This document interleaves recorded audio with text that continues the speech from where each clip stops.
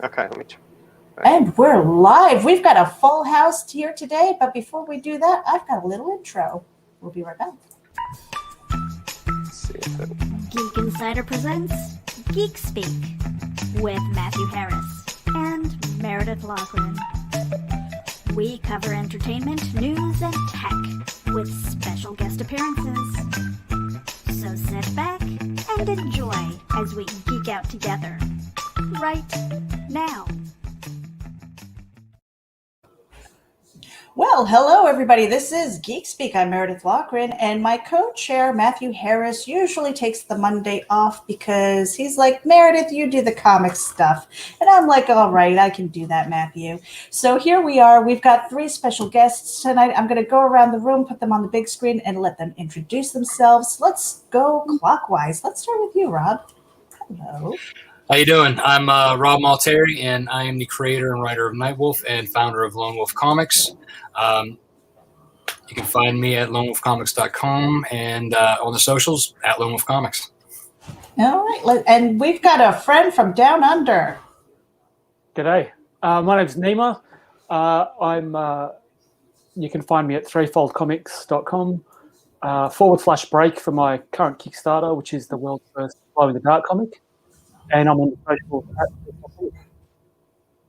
Okay, and we've got Jeff here who looks like he might be having some issues. Oh, you're lagging a little bit. You want to take the video off, Jeff, and introduce yourself? Is that... Yeah. Okay, let me try. Let's see. Oh. Okay. Okay, can you hear me now okay? Yes. Go ahead and introduce yourself. I don't know if you can hear me. Okay. Okay. Okay, my name is Jeff Brennan. Let's see. I guess you want to know like a little bit like my comic book experience, that kind of thing. Well, we'll get to that. Just introduce yourself, what you do, and then we'll just kind of get into our Geek Speak. Okay. I'm currently writer and artist on Cybergirl Lita. It's an online comic. I'm also selling it in the stores, and I guess that's the most current project. I have a lot of commissions as well, but that's my main thing I'm doing now. All right, awesome. Worked on a lot of different stuff in the past, though. Yeah, and I love that we have all this experience in the room. Jeff, I'm gonna try and be mindful that you have a little bit of a lag. So I'm gonna, like, if I ask a question, I'm gonna shut up and let you answer. Otherwise, we're going to stomp all over each other. And it happens. Problem. This is live streaming. So, well, welcome aboard, you guys. Yeah. Let's talk about the comic book experience.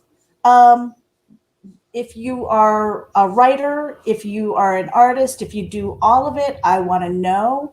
And then like that process, because this is my first year as like really taking comic books seriously because I'm kind of new. And Rob yells at me, Rob Anderson, he's kind of my backup right now. He says, I can't say that I tripped into comic books. It's more of a reawakening because my experience with comics was when I was very young. And I want to kind of go around the room. When did you fall in love with comics? Who wants to go first? Was it always in your world? I can go first if it's all right. Go, Rob. So for me, it's been since I was a kid. I have dyslexia and attention deficit disorder, so I had struggles learning how to read, and so my mom used comics as kind of a trick. So basically, if I worked hard in school, did good, and she would get me 3 comics a week, and at the time, I think they were only like 50 cents to $1. In the early '90s. So for me, like reading the comics kind of like help putting the words in context, which also, helped me to, put the words together. And just, from there, it was just like just a love for comics. I mean, I have since I was a kid, a huge collection. I mean, I remember like carrying a book bag full of comics with me everywhere I went, like, You know, it didn't matter if I was like at a football game or basketball game with my family, or my sisters were cheerleading or something. You know, I had my comics with me. Wow. What about you, Nima? Was comic books always there in your life? Yeah, well, when I was really little, I discovered the Garfield comic strips, and that's when I fell in love with sequentials. But I read bits and pieces. I remember in high school, one of my best friends told me about this character, Wolverine, and he pops these claws, and it just sounded like the coolest thing ever. And I'd read some Batman and stuff, and I liked it. But I eventually got my hands on Wolverine comics. I think it was issue 11 and 12, the Johanna Stone series. And I fell in love, absolutely fell in love. And years later, when I started to go deep into comics, I realized John Buscema, one of the greatest all-time comic book artists, was the penciler. Bill Sienkiewicz did the inks, written by Peter David. I mean, this was just pulp action with vampires and Wolverine cutting people up. It was amazing. And the covers by Kevin Nolan, another all-time great. So how could you not fall in love with comics if, that was one of the first things you read? So that just changed my life. Yeah. Jeff, how about you? Was comics always in your world? My first, pretty much, I remember my first one was the very first Treasury edition that Marvel ever put out, the Spider-Man one, and it had Spider-Man number 14 with the first Green Goblin in it. It had like Steve Ditko, it had John Romita, a lot of great artists, and then I went from there into more Spider-Man stuff, and the new X-Men were reading around the time I started reading them. So, and I was kind of blown away by it because I'd never seen anything like that, and I liked the original X-Men. Evidently, I'm older than you guys. I can tell going back a little bit, but that stuff I was amazed by it, and it really changed industry too. A lot of those actually became like went from a comic that was going to be canceled to becoming a huge thing, and I was lucky enough to get to work on a Spider-Man project and an X-Men project. It's kind of cool that I got to those the ones that kind of inspired me. Awesome. Mm-hmm. One of the interesting conversations that I had participated in was people who have gotten away from comics in their life and then came back, because as creatives, I remember growing up and my parents didn't really know what to do with me. They were like, okay, that's fine. Oh, you want to sing? Oh, you want to do this? You want to write? Like, okay, how are you going to pay the bills? So there was a point in my life where it just felt like it wasn't really a route to make a living, pay the bills and things. Is that something, I mean, is comics, has that always been like the only plan? Was it plan B? Was it plan A? And then you have a backup? Was it something that you did, kind of got away from it and then came back to it? I'd love to hear that story. Who wants to go first? Go, Rob. Want me to go first? Around the circle. Yeah. That's fine. We can keep going clockwise. Can I go? I got to answer. I'll go first. Okay. Yeah, okay. Okay, either way.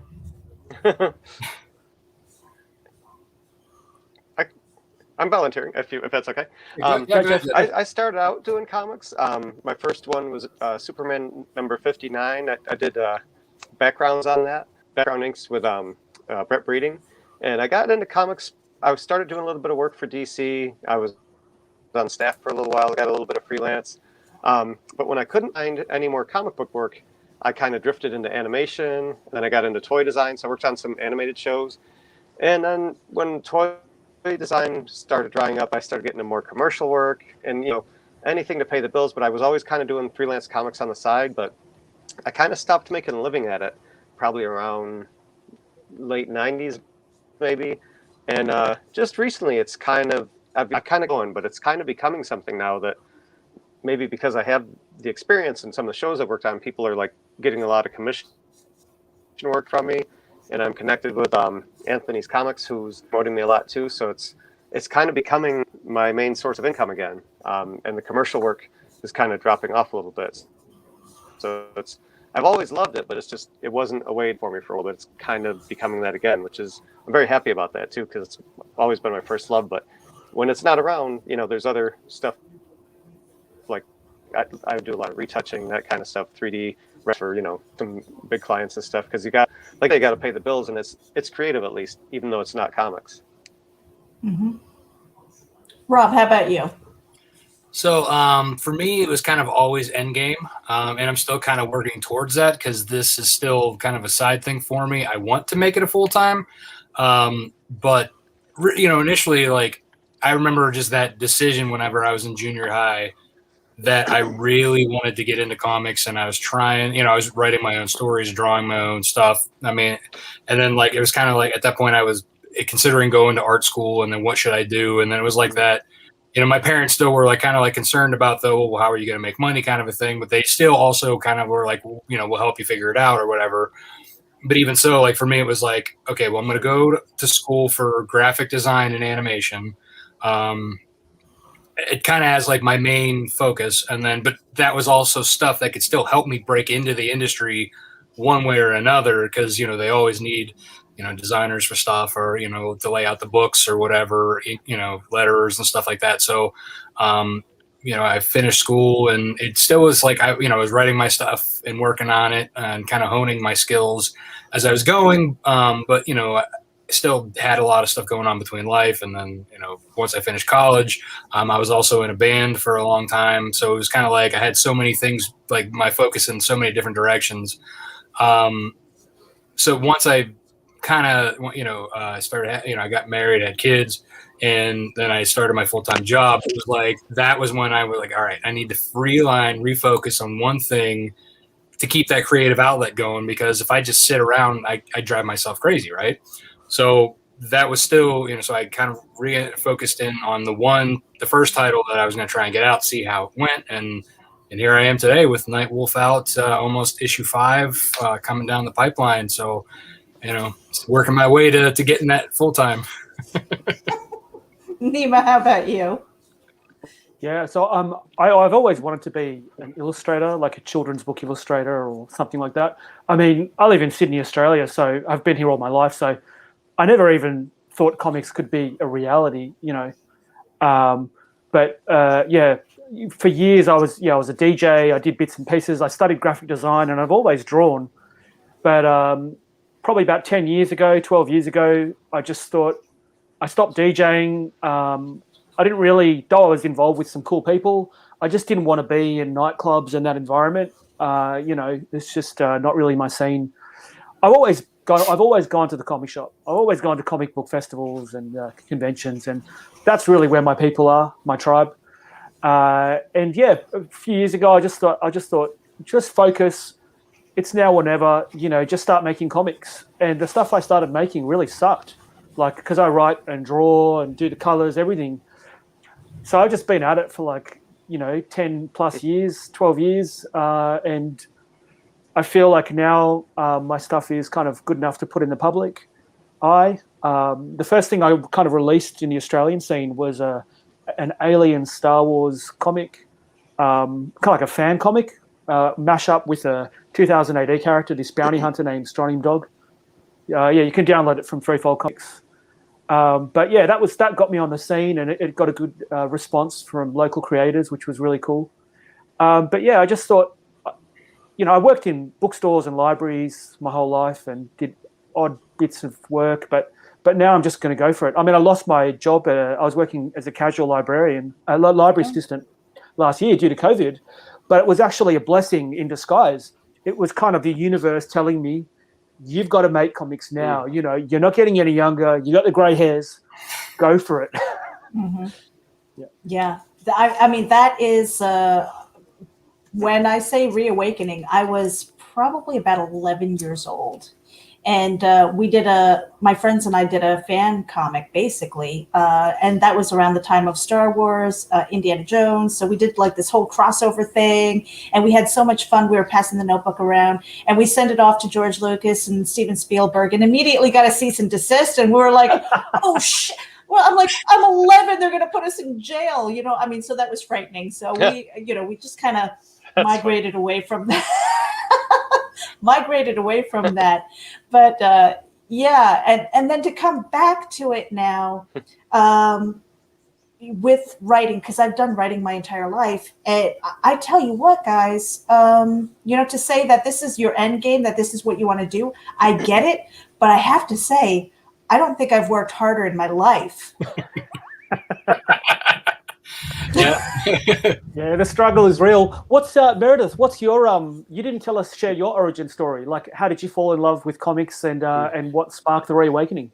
Well, when I was younger, we were really poor. My father was in the Army. He was supporting 4 kids, so family of 6.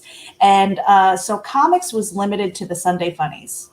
And that was it. So we had Beetle Bailey, I had Lulu, Garfield. And then as I got older, it was Calvin and Hobbes. So it was more of the strips, I think. And then just life kind of got in the way, between school, boys, college, getting married, having kids. And then, so there's this whole chunk of time. Now, my youngest is like 22. Now, all of a sudden, I feel like I have all this free time. And I wanted to fill it with something worthwhile. And it was really through Geek Insider that I was able to go to a couple of Comic Cons and talk to people, and just through interviews. And really, because of last year, stepping up our podcast game and our live streaming, that I got to rub elbows with a lot of creators like yourselves. And I was like, I love this. This is my people. That's what it feels like.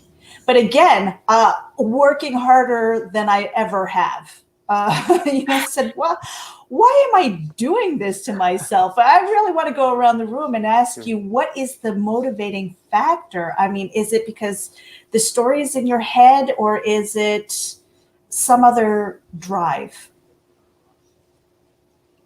Rob, let's start with you. Right. We'll go clockwise. Yeah. So the drive. So I made that decision, like I said, like junior high. And kind of like the opposite of what happened, your experience with like George Lucas.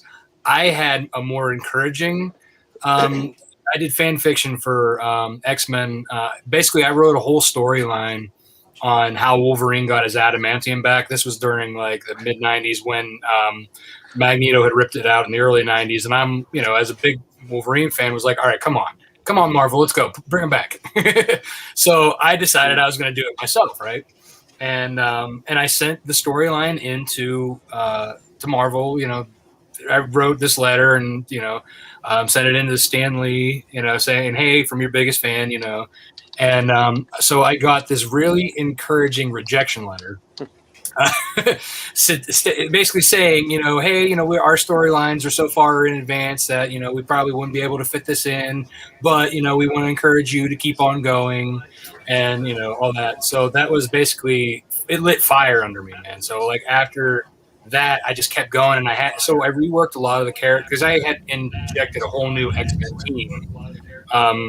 So I took a lot of those characters and I made my own kind of like, basically like they're kind of like mutants, but like obviously I have to use a different term. But so I kind of like was starting that off, and then this is where Nightwolf kind of spawned from, was one of those characters.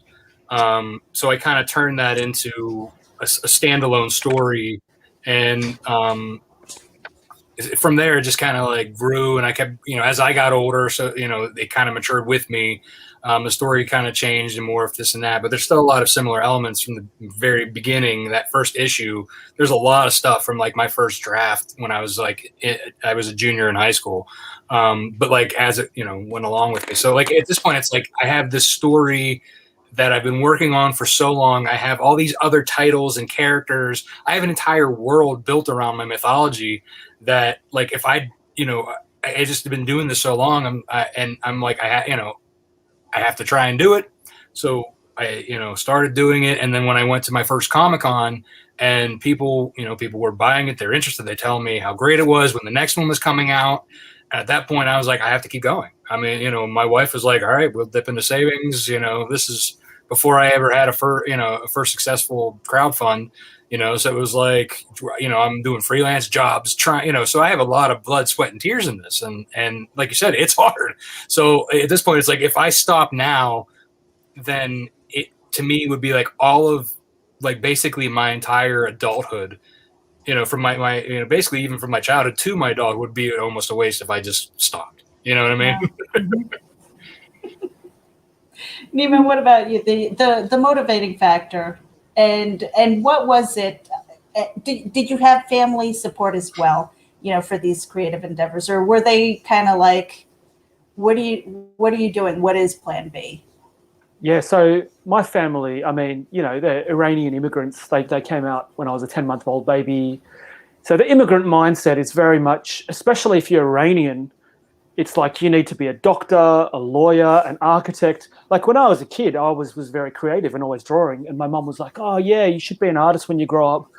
And all these family friends, you should be an artist. Then that turned into, you should be an architect. They never spoke about art anymore. Because they're probably like, oh, he's just going to be the starving artist. But so that I think that discouraged me. But I just naturally came back to it. I was like, I cannot help. I mean, I remember doing a workshop with Bill Sienkiewicz. It was awesome. It was over a few weekends through this college online course. And he was like, if you're really serious about comics, nothing is going to stop you. You cannot help but make comics. And it doesn't matter how hard it is, because it is. I agree with you, Meredith. It is really hard work. Like, I mean, I've got 4 days left on the campaign, and every day is just like a struggle for like just to get through the to-do list and get everything done. But this comic book world that I created, it's changed its name a few times, but I just started writing a science fiction story, and it ended up being like cyberpunk, basically. That's kind of what came out, like a William Gibson sort of China Meevil kind of thing. And I read China Meevil and M. John Harrison. I'm big into their work. They're British authors, British speculative fiction.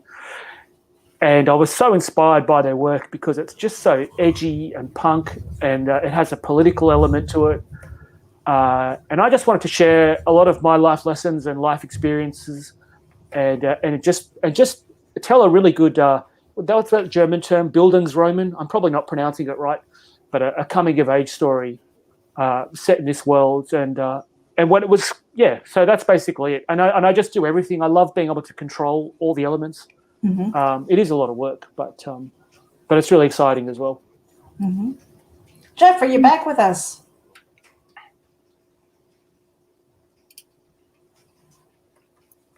Oop, hold on a second. Let me see if we.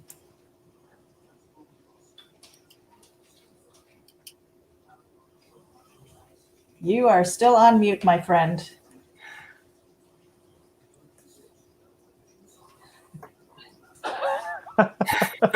I hate when that happens. At least it's not like the one time Rob got stuck and he froze and he was like, I don't know what he was talking about. He was like, and I thought it was great. I'm like, I need that screenshot. Hey, Jeff, you are on mute. There you go. Can we hear you now? Here, let me try this. Oh, we almost had it. We had you. Can you hear me now? Yes. Yes. You can hear me? Okay, good. I'm in my computer, now, but I got to kind of like lean down a little bit. So I can hear a little bit better this way. You're kind of in that situation where you have to be in a corner and you have to like stand on one foot and like, please, internet, please. Kind of a little bit, yeah. So what is the motivating factor? What keeps you going knowing that comic books is so hard? Oops, am I still here? Mm-hmm. Okay. COVID actually kind of got my career moving because my comic career had stalled, but then I found that when COVID, I'm getting an echo. I'm getting a weird echo. But I noticed when COVID started, like I started getting a lot more requests for artwork. And people would start asking for my prints, and my prints had appeared to show Big Bang Theory. And then, am I this again? Let me see. I don't know if anyone can hear me now. Mm-hmm. Am I back on the show? Yeah. I can't tell. Okay. Yeah, so, and I was getting some prints of mine were appearing on Big Bang Theory, and I was doing a lot of like these like robot girls, and people would say, oh, do you have a comic book that about these characters. He said we'd like to read about them, and so I just kind of was like, I got so many requests that I said yes, of course I do, but I didn't have anything, and I just kind of had to come up with something. And when COVID hit, I had lost my job as a photo retoucher, and I had a lot more time to devote to my comic book work. And luckily, it started catching on a little bit. So COVID's actually kind of been a blessing, in a way. Yeah, I know it's been horrible for a lot of people, but for us, we've been really lucky that it's actually I've picked up a lot more sales and a lot more fans and stuff like that. So, it's been kind of lucky. So, in a weird way, I have to say that with this past year, people have had to pivot. They either pivoted or they went away. And because the Comic Cons weren't around anymore, they weren't, they weren't there to do the face-to-face, sell books. It was really tough. And so that pivot was so important. But having been forced into doing things like this, you're reaching potentially a much larger audience across the globe. I mean, the fact that we have somebody from Australia sitting here, and it's 1:00 in the morning, 1:00 in the afternoon tomorrow for you. Oh yeah. It's really kind of cool because I'm meeting people that I might not otherwise have met. Because, if you're not at a local event, then I'm limited to what might be at the comic book store, what I might be able to find online, or even a referral from friends. So, do you feel that this year, having had to pivot, did you lean more on crowdfunding like IndieGoGo and Kickstarter, or what else did you do to kind of pivot and stay in the marketplace and in front of people? So I got a good one for this one. Well, the funny thing was for me. Oh, go ahead. No, okay, we can go ahead. Yeah.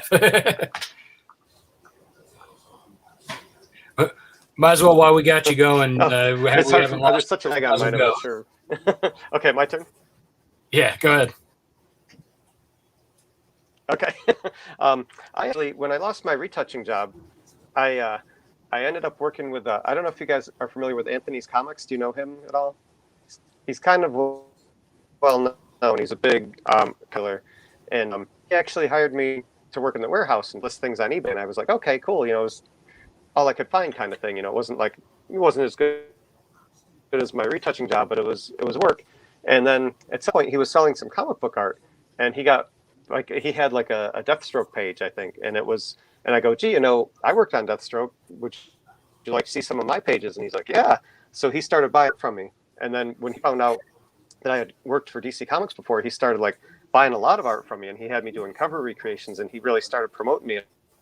It really helped me out a lot. So it was kind of right place, right time thing, where I was just I kind of fell into this thing, and when he found out who I was, and my artwork was really selling, it kind of made me think gee, maybe I can make a living doing this again. And I still work warehouse a little bit, kind of part-time because of COVID. I got to do the homeschooling with my daughter and everything, but I'm making the bulk of my money from comics again, which hasn't happened since 1994, which is great for me. So I'm very happy about it. Mm-hmm. Rob, go ahead. Yeah, so for me, before the pandemic, I had basically a lot of my sales came from, Comic-Cons. So everyone I went to, I basically, I sold a lot of issues and it just kept going from there. And then when this happened and, I basically, at that point, it was all right, well, I was kind of dabbling with getting back into doing the crowdfunding because I had a failed one in 2016. I did a Kickstarter that I kind of was playing the game on hard. I did a $20,000 goal for 3 issues. Oh, wow. Yeah. So if I would have just gone for the first issue, at $5,000, I'd have been great. I would have been set. But since that didn't happen, and I put it out myself, and the second issue I put out myself, I basically, and like NIMA, like the comics launch community is basically how I got back into doing Kickstarters, and going through the training course and all that stuff. Got me into Kickstarter. It was that October before everything shut down was my first successful Kickstarter, and that was for my issue 3, and I was like, all right, well, this is something that I could do aside from doing cons to kind of help get the audience growing and doing more, right? Well, it was a good thing that I did that first. And then, so it kind of gave me the confidence, like when there were no Comic-Cons, this year I did 2 Kickstarters, one for my issue 4 in July. And then I did a collection of issue 1 through 4 in a volume 1 in this past October. So I've had 2 successful Kickstarters, which overfunded and basically made up for the fact that I didn't have Comic-Cons. And now I'm moving on to issue 5, and I'll be doing another a Kickstarter for that. I have a spin-off series for Nightwolf that's called Snowpaw, which is the female werewolf who becomes Nightwolf's mentor. That's going to be another Kickstarter I have planned, and if I have time this year, I'm going to squeeze in another one for Nightwolf issue 6. So, I mean, for me, it's like right now, crowdfunding has been a way to make up for that, and I'm even now trying to do the IndieGoGo in demand to also test that out to see, to open up to a new audience that I can't reach at cons like I would on a normal year. Yeah, Nina, how about you? Yeah, so I've been working on this comic for ages, and last year, because of the circumstances that arose, I found myself with a lot of time. I was at home. I was actually really lucky because I worked for the City of Sydney Council, and they basically gave us an average of our last 4 weeks, and I had a lot of shifts that last 4 weeks. So I was basically getting paid to stay at home and make comics. And I've got to give a shout out to my man, Tyler James. I'd heard about him through Ryan K. Lindsay, an Australian creator who's done a lot of amazing comics. I recommend getting him on the show if you ever get a chance. He's a really, really nice guy and a super creative guy. But he'd mentioned Comics Launch, and I saw the ads come up, and I thought, this is it. This year, I'm going to release my first comic. I'm going to kickstart it. And I have to say, I had the intention, but I didn't have the tools. Comics Launch was amazing because I had like 35 people on my email list that I'd gotten from, one convention and here and there. 3 months in, I had 100 people on my list, and then I did a viral campaign. And by the time I was ready to launch, I had over 1,000 people on my email list.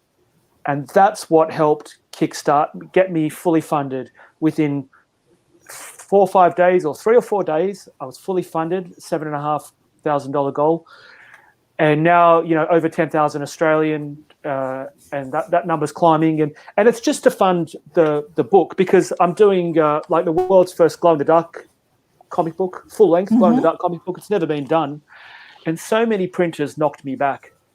They were like, it's either too expensive or we're just not going to do it. Luckily, I found this amazing crew in China, really lovely people and really professional with reasonable prices, and it made it feasible for me to do a comic. And luckily, because I was part of Comics Launch and the mastermind group, connecting with creators over in the United States, I was able to somehow make it work. And I can't believe it. I'm actually really glad that you asked that question, because I just realized, I've got a fully funded Kickstarter. It's happening. 6 months ago, I wouldn't believe it. So, yeah, I mean, you don't know what you don't know. So kind of pivoting off of what you had said, Nima, how important are those mail lists to you guys? Very. Mailing list is everything. Like for your day one launch, I'll let Rob go because he's got way more experience with that. But seriously, like the analogy Tyler uses, it's like you're opening a cafe or something. It's like you want to invite people to the launch. If you open a new cafe and you're trying to sell coffees and stuff and no one's turning up, well, of course the Kickstarter's going to fail. you know. But what I did and I have to say this was so effective. If anyone's listening, a creator, and they want to get the ball rolling, Akira by Katsuhiro Otomo. People have probably heard of the anime. The manga's amazing. I'm doing a big viral launch, and it's adjacent because the kind of people that will like Akira will probably like what I'm doing. It's in the same ballpark. So why not do a viral campaign for a comic book that you really love, that inspired you? And some of those fans, not all of them, will kind of maybe get on board with what you're creating. And it gets people to the mailing list. And then, you know, when you go to launch day one, you've got people that are there to help support you. And I've got to say that the backers have been amazing.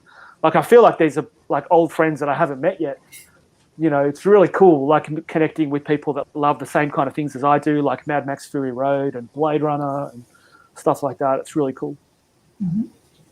Rob, what about you? I mean, so you had an adamant yes that the mail list is very important. Yeah, I mean, I kind of learned that the hard way, again, with my first failed Kickstarter launch. You know, because I didn't I probably should have known better, but I didn't realize when I was doing it that it was like, you know, it's basically the venue. You need to bring the guests.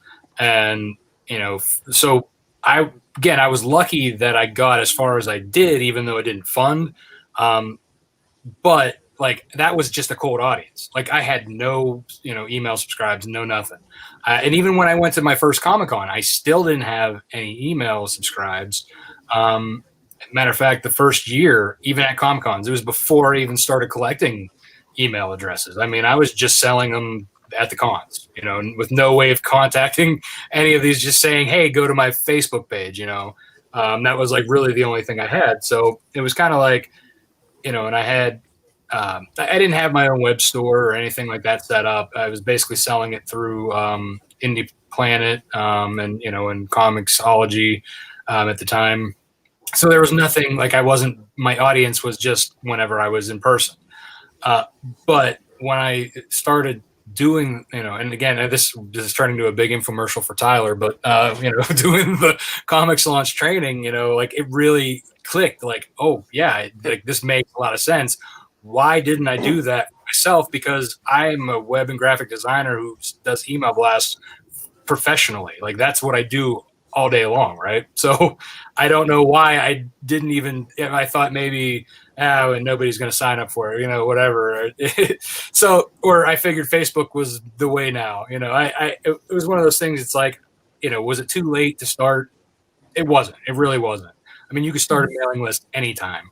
And it was just one of those things, like, once I started realizing that and putting, you know, the pieces together and going to cons with my iPad and having them sign up directly into my MailChimp from there, you know, and same as like doing that and then doing the viral giveaways, you know, building up stuff like that. And just what I often do is I give away my first issue digitally, Nightwolf, you know, basically as a kind of a trade-off. Like, hey, you can have this free 24-page comic for an email address, you know. I'll send it to you right away. As soon as you sign up, boom, it's in your mailbox.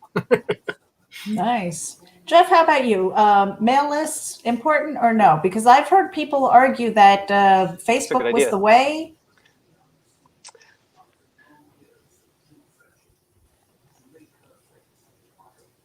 I don't really get a lot of people from my mail list. Maybe I need a better one. It sounds like it's working good for you guys. Mine has been like through Facebook, and something I started doing is, like I say, with my commission, where I'll put a copy of the comic in every commission I do and hope the people will get it from that, and it kind of repeat customers.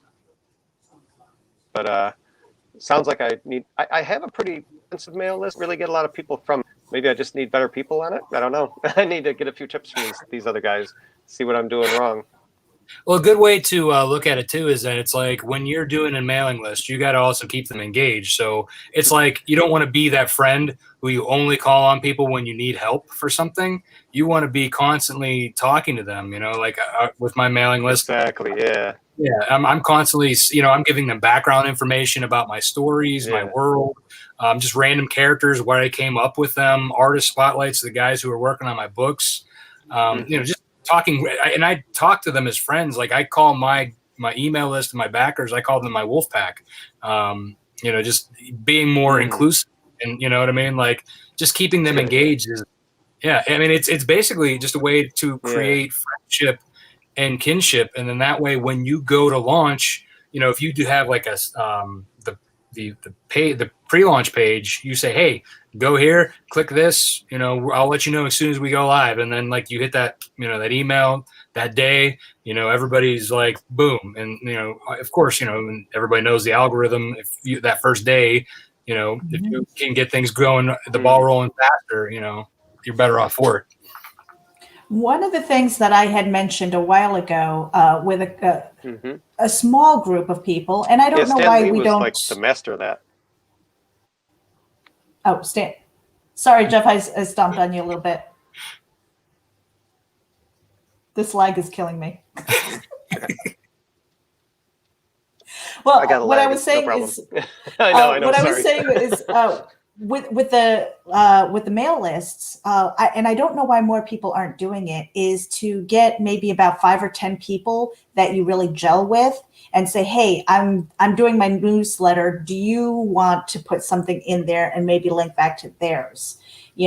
So it's kind of like that, kind of scratching each other's back a little bit. It's not taking away from anything, and it's not like you're stealing a list, but by collaborating with each other and just saying, hey, I've got to mail it. I've got a newsletter that's going out. Who needs a shout out? Whether it's for a campaign or something like that, and just kind of be organic. And I really haven't seen that very often. I suspect that would be a really good way to grow a list.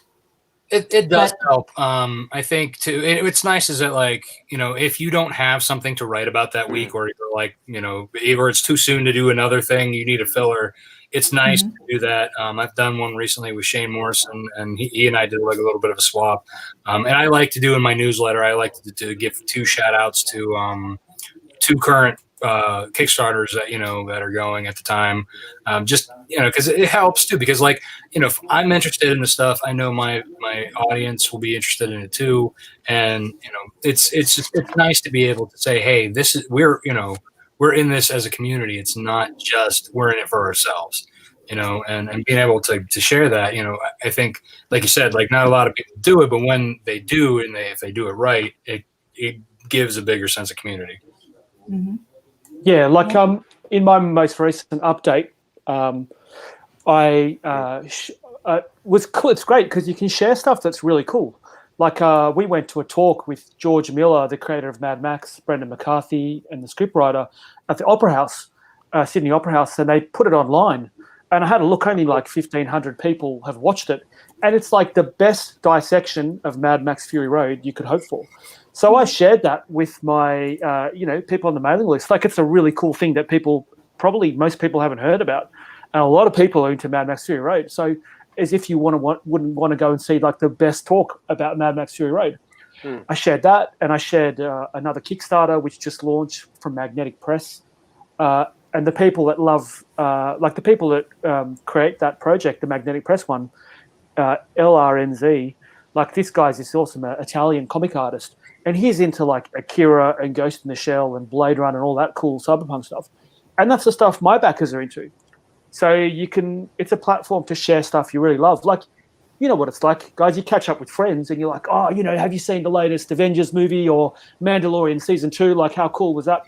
It's a really great way to like share things that you really love, especially if you can share things that people may not have heard of and if they're really into it. And the principle, and it's not don't tell anyone about the commission we're getting from Comics Launch, but Tyler does teach, and it's really great. You give, and then maybe you ask people to back you. So it's like you give people on your mailing list, like 80% of the time you're just giving them cool stuff, and then maybe 20% of the time, you just say, oh, look, I've got a Kickstarter or I'm selling this book. If you're interested, come and back me. So it's a really great way to do that. And just before I forget, these social media platforms, they're transient. Like I know in the States, Facebook, the government was clamping down on Facebook. I mean, if Facebook goes away, it's going to affect a lot of creators. And here in Sydney, Australia, you guys probably haven't heard of it. The government was asking Google to pay news outlets money because they just keep running news articles from these news outlets and they're not paying them anything. And then Google threatened to pull out of Australia. They're like, we're just not going to be the search engine for you. And there are so many businesses in Australia that depend on Google. Imagine if you just couldn't use Google anymore. So the point with the mailing list is you have a direct connection with your fan base and your backers. And it doesn't matter, like MySpace went away. It doesn't matter if Facebook or Twitter goes away or Google goes away. You always have that direct connection and you have that pretty much for life. An email address, people will probably have longer than they'll have an actual physical address. So that's kind of my kind of theory behind it. It makes sense to me. So, yeah. Really, really good points there. Very good points. Now we've got about 15 more minutes, and I want to make sure that I pull up our, what you guys are working on. And right now, let's see, I've got Cyber Girl Lita. Tell us a little bit about this, because I saw on your Instagram that you are kind of working on number 8 right now.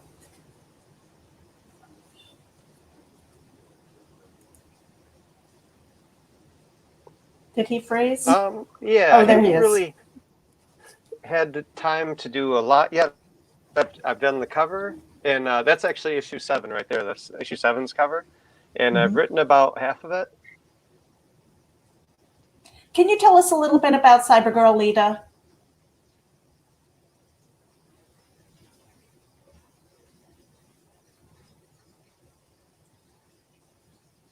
Looks like he froze again. Oh, did he? Oh, okay. Let's see if he's. Hold on a second here. Let me pop him out there and add that one. I can hear. Can you hear us? Hear you now. I don't know if you can hear me. We can Yes. hear you. Tell us a little bit about Cyber Girl Lita. I can hear you. I don't know if it's the storm we've got. Yeah, we've got a storm coming our way here in New Jersey. I don't know. Okay. Yeah, like I say, that started out as a poster. It was on Big Bang Theory.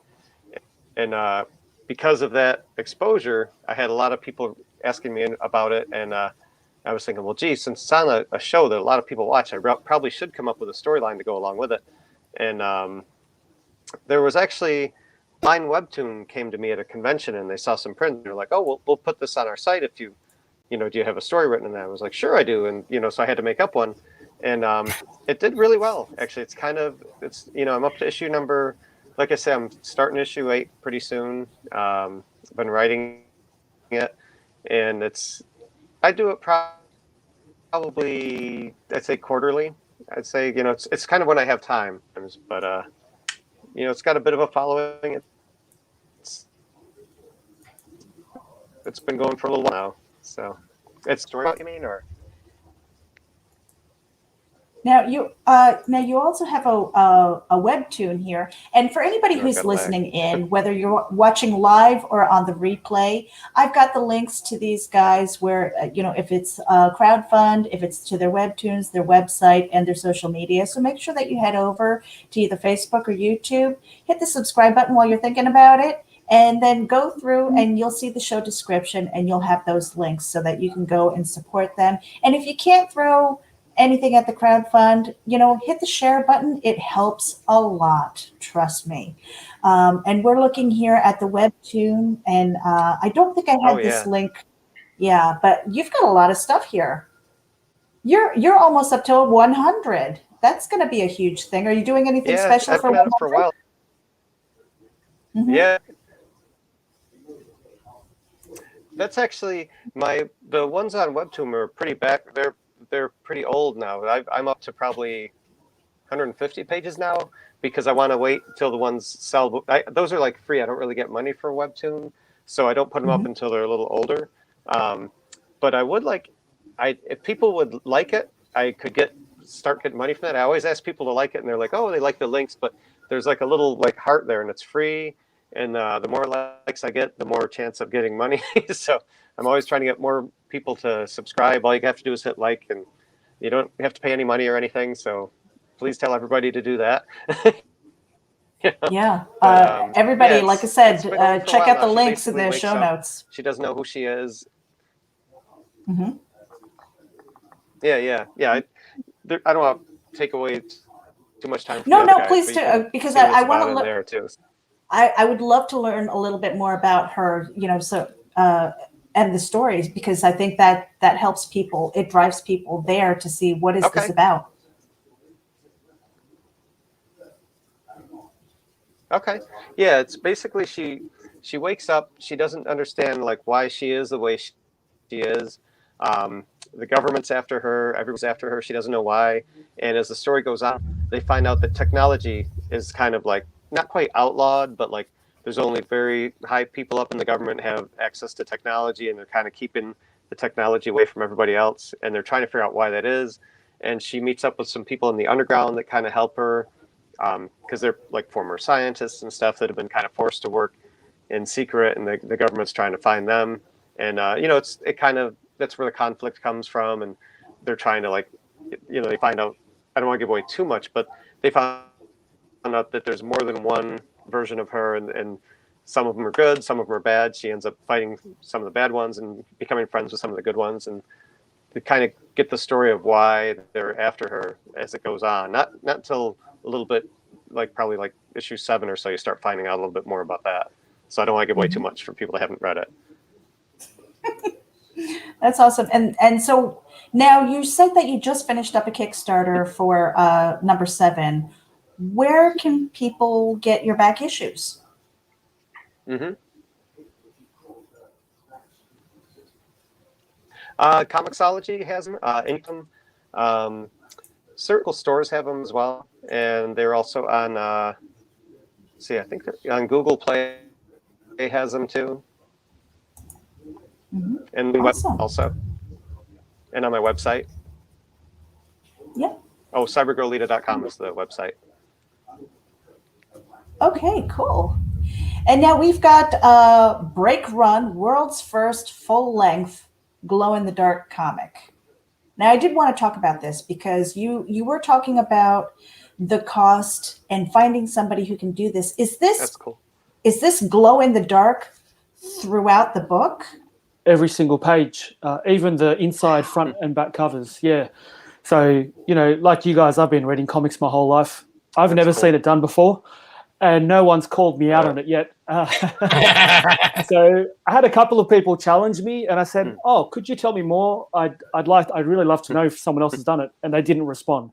So yeah, this is the first one, which is fun. So it's about a man named Branko. It's set on a distant off-world colony, and they've already had nuclear war. Because what's going to happen when humanity populates the galaxy? They're just going to start blowing each other up on other planets. So, so he and his clan. That's the actual cover, and that's when the glow-in-the-dark inks are activated. Wow! So that's actually a photo of the proof of this proof, and it works really well with the UVA blacklight. It just charges it up, and I was actually blown away. I was like, wow, I gasped, and my wife said, "What's wrong?" And I said, "Oh, come in here and look at this." At night, and I showed her, and she was really impressed. It's very hard to impress my wife. Happy Valentine's Day, by the way. I love you, Alana.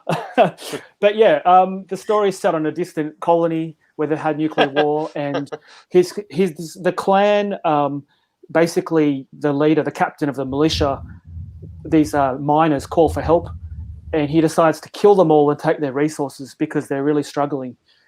And our protagonist says, "Look," and he tries to stop it, and he can't. And he says, "Look, I can't stand for this. I'm leaving." And 10 years later, he's working as a tracker in the city, and an old friend calls him and says, "Look, it's about to go down again," because his friend promised he wouldn't do it again. And so he's got to get back out there and stop it, except, this militia captain has put a bounty on his head. So he's got to, deal with bounty hunters coming at him, and it's kind of there's a bit of a road trip, some Mad Max vibes as he's like racing out on the highways. And I hope people will dig it. I think it's a really good story. The story is the most important thing, actually. The glow in the dark is just a hook. But I think people will like it.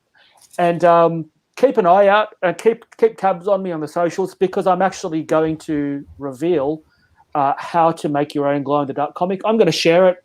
I'm going to share the publisher's details. I'm going to share everything that I've learned. I did actually have it as a tier. Oh, that's what it looks like. The blue lights with the UVA black light, and then the colors. And it actually looks brighter than that. It doesn't really do it justice. That was just shot with my iPad. Still looks cool, but it looks better kind of in person. I saw something that you were giving 24 pages away. That's a lot of pages to be giving away. Yeah, that was my hook, because it's a 60-page, including the covers, graphic novel. It's basically a full issue you can get for free. You just go to threefoldcomics.com and you can download it for free. But I wanted to do that because I'm from Australia. No one really knows me there. So I thought, give away a whole issue. Wow. And I think most of us know, after you've read a full issue of a comic, you know whether or not it's going to be your cup of tea. So give away the whole thing, and then people can decide whether or not it's for them. So, yeah. And I'm giving, there's some sketch commissions inside. So that's a really nice tier, actually. I'll be drawing inside each one and signing the copies, and you can get original art and stuff. So, yeah. I mean, that's a big hook, and I think it's a testament to your dedication to the craft as well, because you're like, hey, this is 24 pages. I've got this this whole book that's coming out, and oh, by the way, I'm still creating. This isn't the end all be all. You've got more coming down the pipe. Oh yeah, absolutely. I mean, this is just the first book. I'm already I've penciled, and I mean the first 24 pages is fully done, and the covers, and I'm deep into the second half of the book, and as soon as I get this off the ground, I'm actually drawing some of the backers into the book as well. So it's kind of cool doing half of it, and then, it's a great way. And those tiers have been really popular. I recommend it to anyone who's considering doing their own comic. If it's not fully done, have a tier where you draw backers into the book, so they can be bounty hunters and stuff like that. That's pretty cool. And so you touched on it a little bit with the glow in the dark, and I know that's kind of a hook in a way. Is it something that you might be doing moving forward, or was this kind of a special one-shot thing, like kind of a Kickstarter exclusive or something? Well, I'm really excited by using this technology, to be honest with you. And I've got some really awesome ideas. I'm excited by them for what I'm going to do with my next comic. So I've already drawn the first 13 pages of the next arc, Breakbeat, which is about mech warriors living in that city of Argos, and they clone each other and they fight 5-on-5 in these arenas where they rip each other to shreds, and people are like really into this blood sport. Oh yeah. So that's a lot of fun, and it's actually a really personal story, believe it or not. I've never been a mech warrior, but it does draw a lot of my own life experience. And because I really love giant robots and like Macross and Gundam and all that stuff. So it's a way to key into all that stuff. And you can actually download a free preview of that from my website when you get this 24-page preview, and you also get the Alien Star Wars Strontium Dog mashup. So if you sign up to my mailing list, you get 3 comics, which is a pretty good deal, I think. That is pretty amazing. And you've got 4 more days to go, 230 backers. That is quite impressive. Do you find that because you're in Australia that you have a hard time maybe reaching a United States audience, or anywhere else, because shipping might be really prohibitive? Oh, absolutely. Yeah, shipping, so you can say I'm bald now. That was just me trying to figure out shipping. So, but no, to be honest with you, it was really hard to figure it out. Luckily on Comics Launch, there was a spreadsheet, and I spent like a week just crunching the numbers and like weighing the proof and just like trying to figure it all out. But I managed to somehow figure out a way to make it an affordable product, because it is quite expensive to ship from Australia.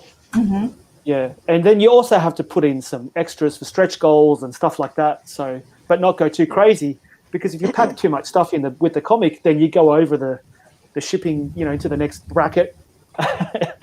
Yeah, so it was really hard to figure out, but Well, so now while I'm pulling up Rob's IndieGoGo, I wanted to ask you about that, about shipping.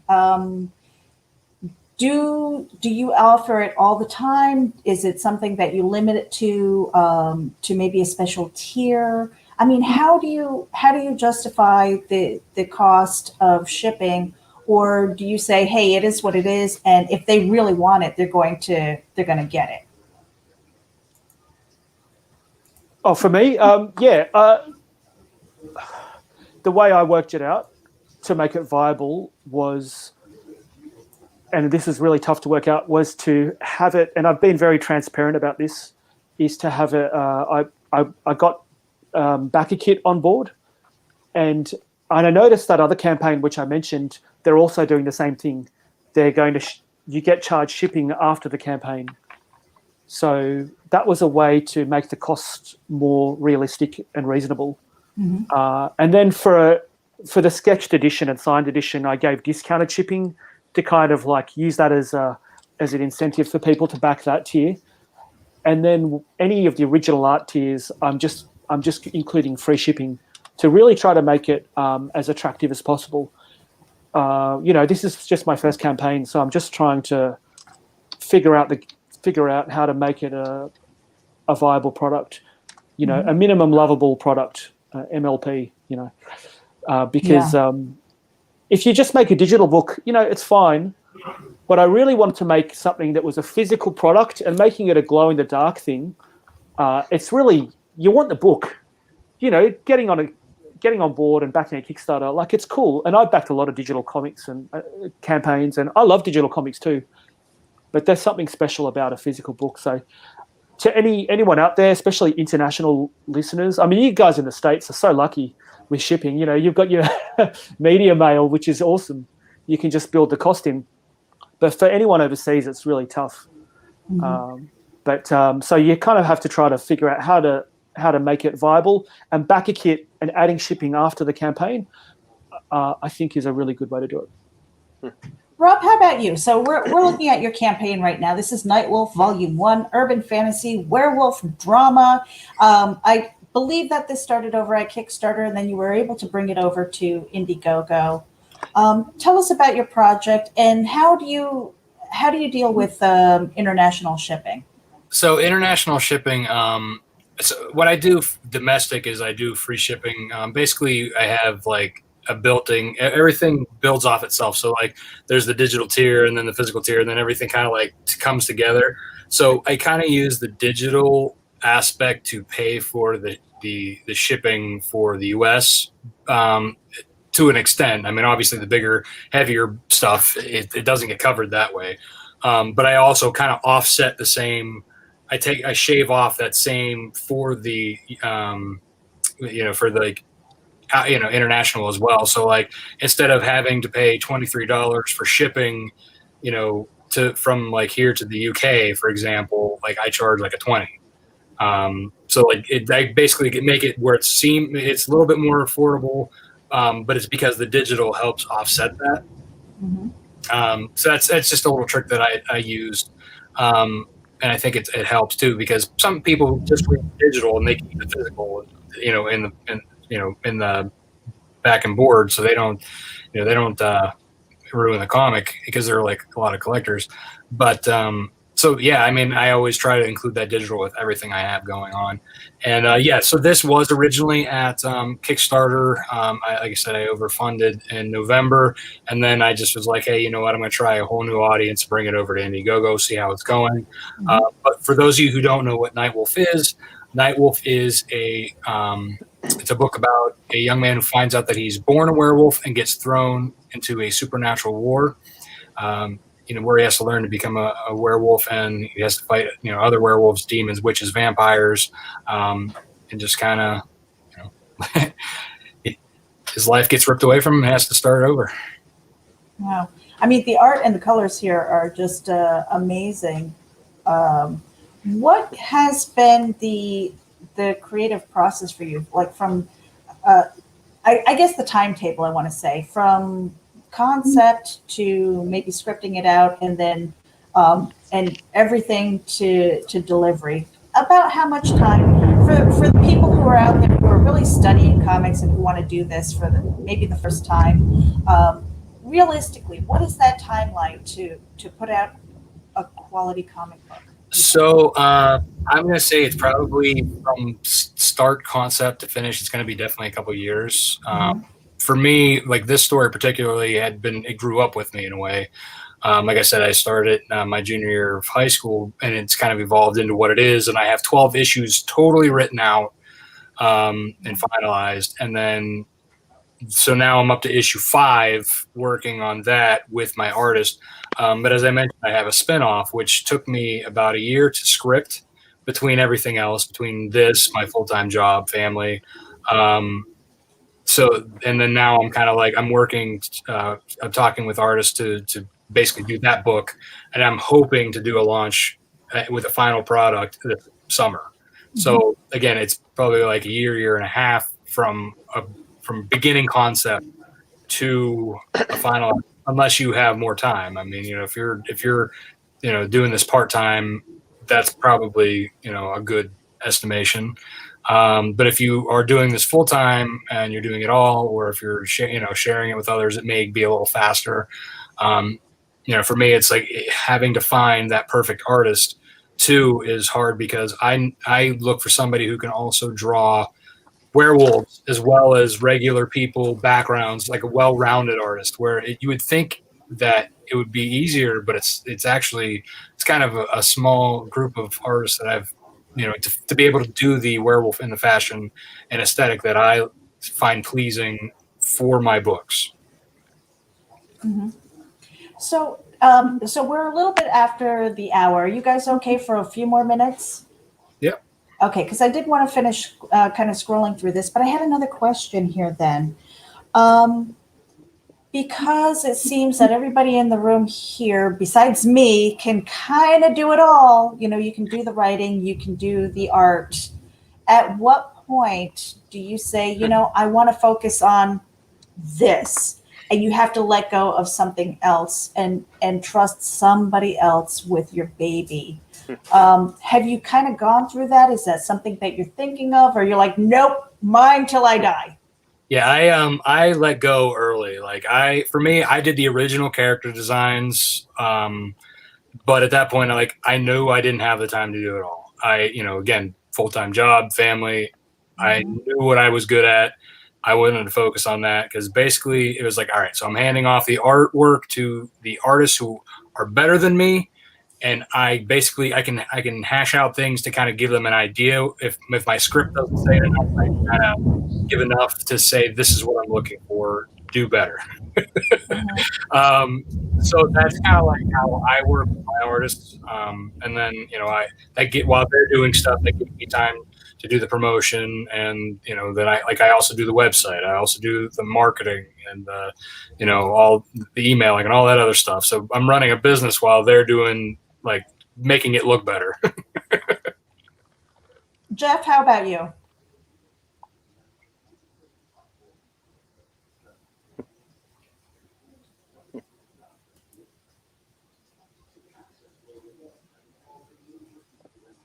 I don't know if you heard me.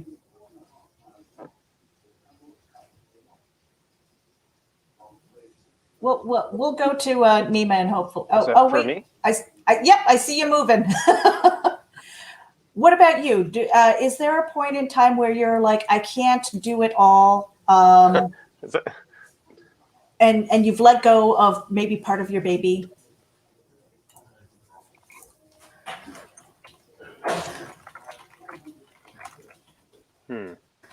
Is that for NIMA or Jeff? Or Jeff? And NIMA. That's for me, so I'm going to answer. Okay. See, it's hard to say, because I kind of only, okay. I only started doing everything just because I didn't write her. So I kind of was forced to write. I suppose I would like to leave the marketing and everything else up to somebody else, but I would always want to do the writing and the art, I think. But I'm sure people are better at getting it out there than I am. that part I would love to kind of give to somebody else if I could. Mm-hmm. I've just got to say that the thunder was amazing. As soon as Rob started talking about his book, the thunder kicked in. And you know how you make werewolves cooler? Give them giant swords. I just realized that then. I love it. For me, I know my art's not the best, but I'm just trying to tell a good story. And I'm very much of the Matt Wagner, who wrote Grendel and, is one of my favorite artists of all time, and Mage.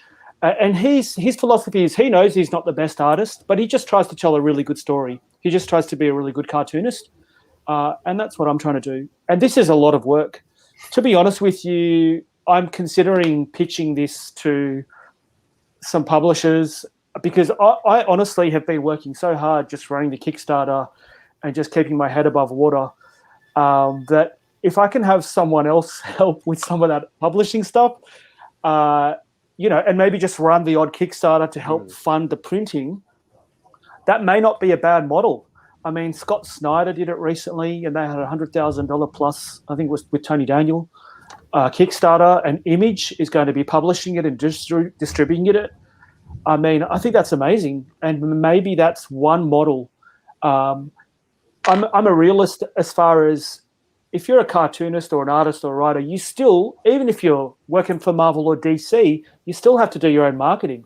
You still have to contact press outlets and do interviews, and you've always just got to keep hustling. I mean, look at Scott Snyder is one of the biggest names in the industry still, and he's had a very long and successful career.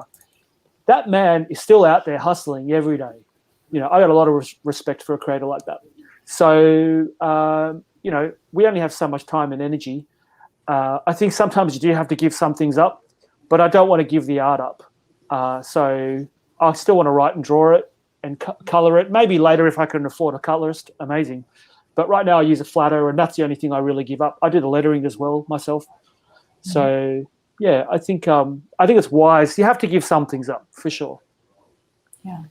I in my own creative journey, I'm trying to learn everything so that I can speak I guess intelligently or as best as I can about it. So, with my script, I was able to script something out. I was able to convey enough of my vision to an artist, and he was able to bring me back some beautiful art. And it's like, okay, well, now I'm gonna letter because lettering is so damn easy. And I'm like, oh man, what did I get myself into? So but I want to have my hands in everything. That doesn't mean I'm taking on lettering jobs. It just means I want to know what that process is and what you guys go through.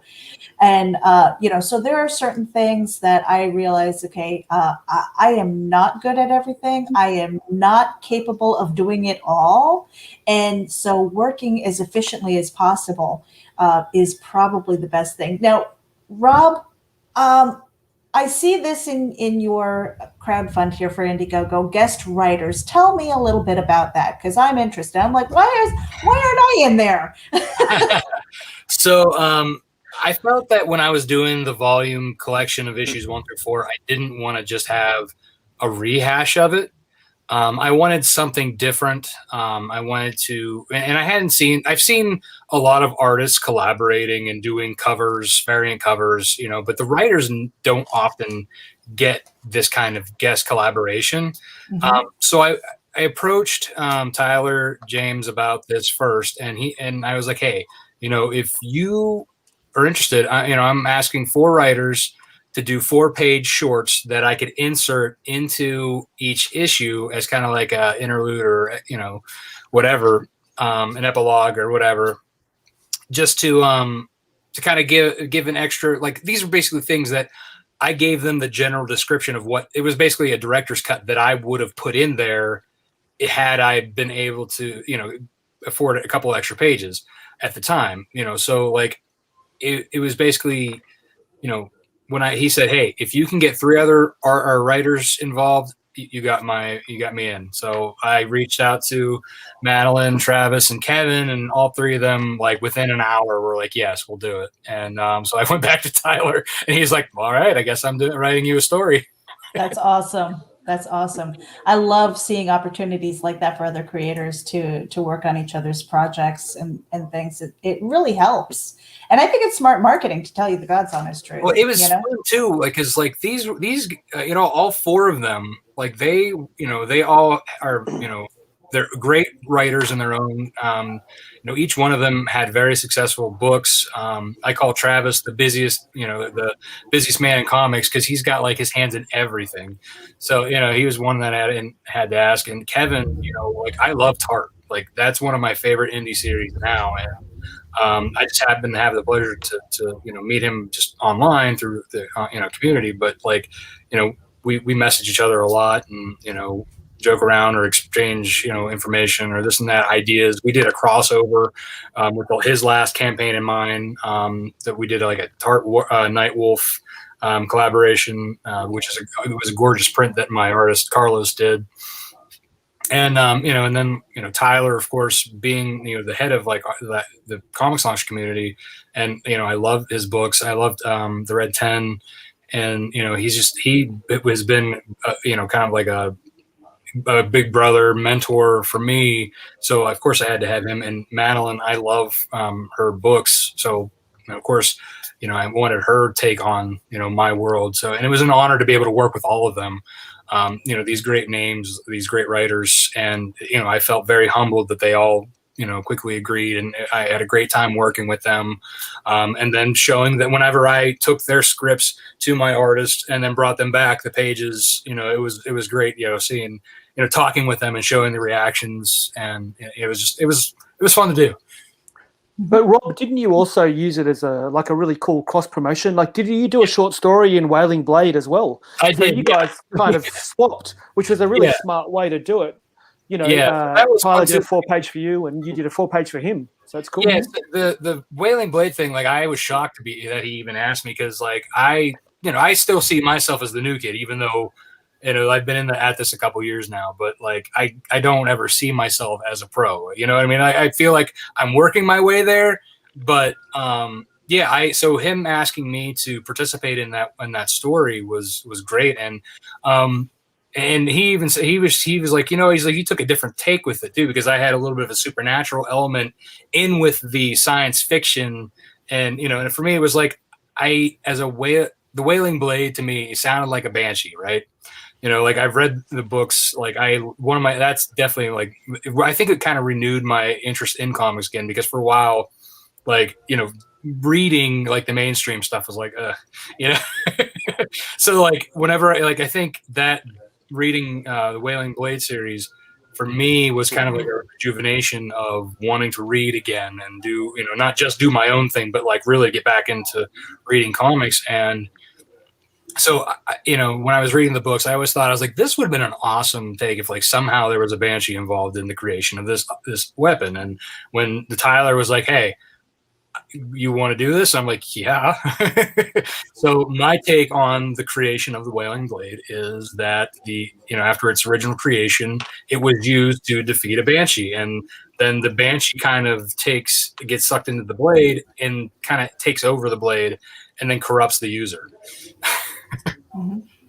I love that collaborative aspect. I mean, it's something that I've done through internet communities since like the late 90s, through the communities that I'm following now, the comics industry as well. And I think that's really cool. And I wanted to kind of give a special shout out to two things that are happening right now. Comic Book School is working on panel 2, and they've got a call out for people who want to create and get into comic books. You have people who are established, you have people who are new. I mean, and I would head over to comicbookschool.com. Buddy Scalera, Rob Anderson, you've got Aaron Donnelly, got a huge group of people who really want to level up people who are in the industry and match you with other creatives to create a book. The other one is, and I'm going to say it because I'm a founding member and I can't help myself, is the Continuum. And we are actually kickstarting that as well. It's happening right now. We launched yesterday, and it's putting creators together in another collaborative effort of saying, hey, and this is how I got a story in there that we pitched was because of the discussions that we had. I think that's so important to have those discussions and be open and say, hey, I've got a project. Who's interested? I'm doing this. I'm looking for guest writers.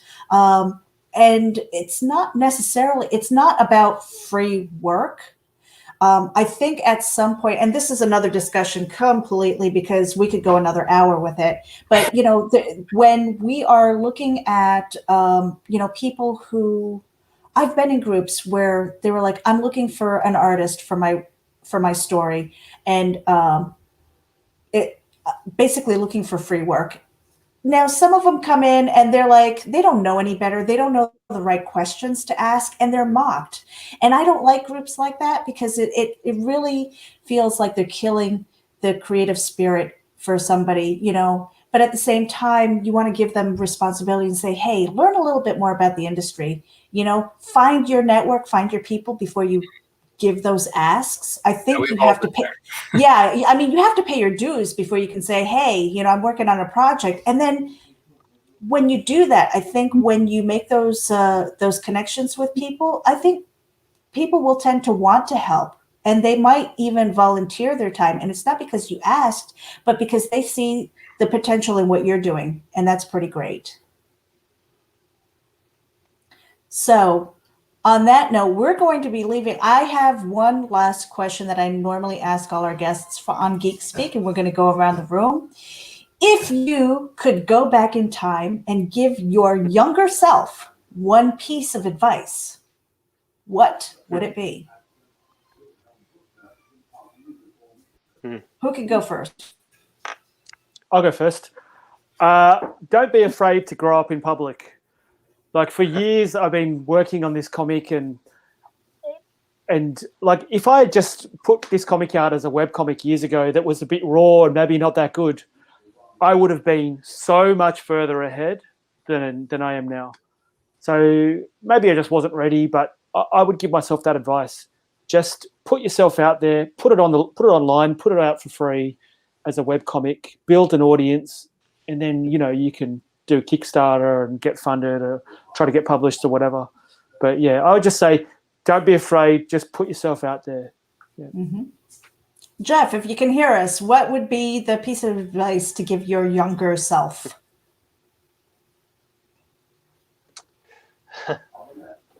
Well, my biggest regret was I was a staff job. I mean, I was on staff at DC for like a little while, and they offered me, I was like a temporary thing, and I turned down the full-time thing because at the time I had gotten a job where I was making $400 more a month, my rent at the time.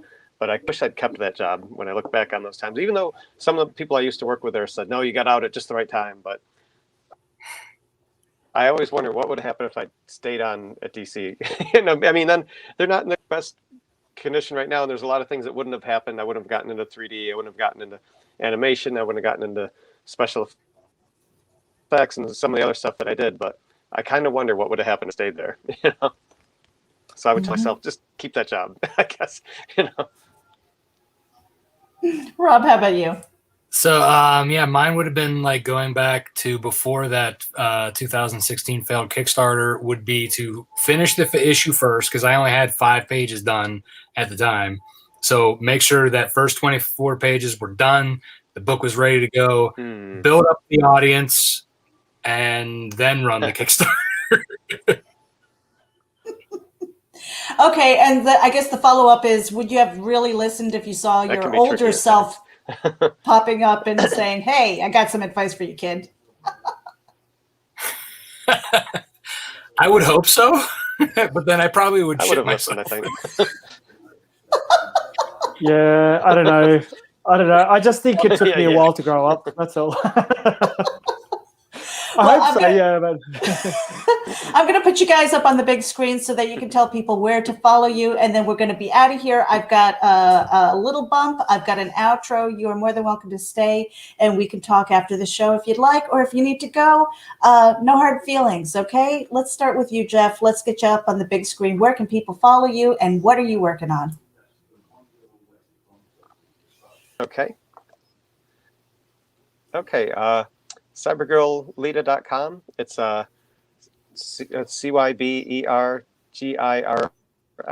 two L's, and then the second L is LEETA.com. You can find out what's going on with my character. All the comics are in there, prints, that kind of thing. And Line Webtoon has Cybergirl Lita on it as well. It's pretty much, or Facebook. There's Art of Jeff Brennan. There's Comixology, the usual places, pretty much. Yeah, make sure that you head over to Webtoons and give that a like and share it out with your friends. NIMA, let's get you up on the big screen here. Yeah, so you can find me at threefoldcomics.com. And at the moment, actually, I'm running a giveaway for Akira, the full 6 volumes and the new Blu-ray and 4K disc and some toys. So going for the prize draw, download some free comics, threefoldcomics.com/break if you want to check out the Kickstarter. There's a few days left. World's first full-length glow-in-the-dark comic. I mean, what more do you need to know? Awesome. And follow me on the socials at Threefold Comics. Rob, let's get you up here. Hi. Yeah, you can find me at lonewolfcomics.com. And on the socials, you can find me at Lone Wolf Comics on Twitter, Facebook, and Instagram. And and I got that live IndieGoGo going. You can the short link for that is lonewolfcomics.com/Nightwolf.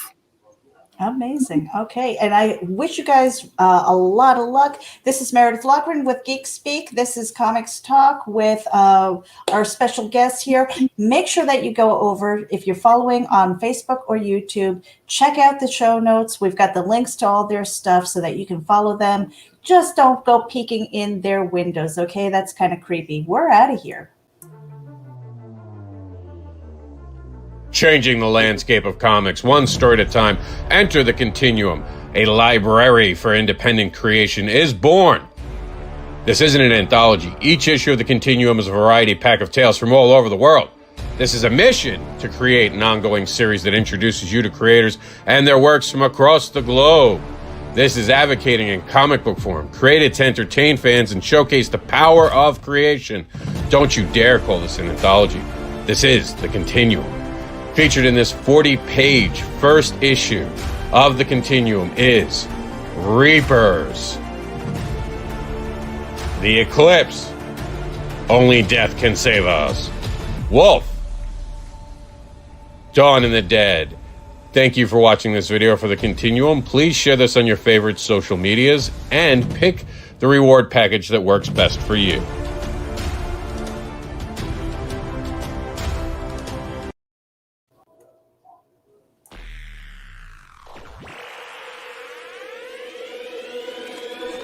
At Geek Insider, we foster relationships with those in the geek sphere so we can give our audience the insider view of entertainment, tech, and more.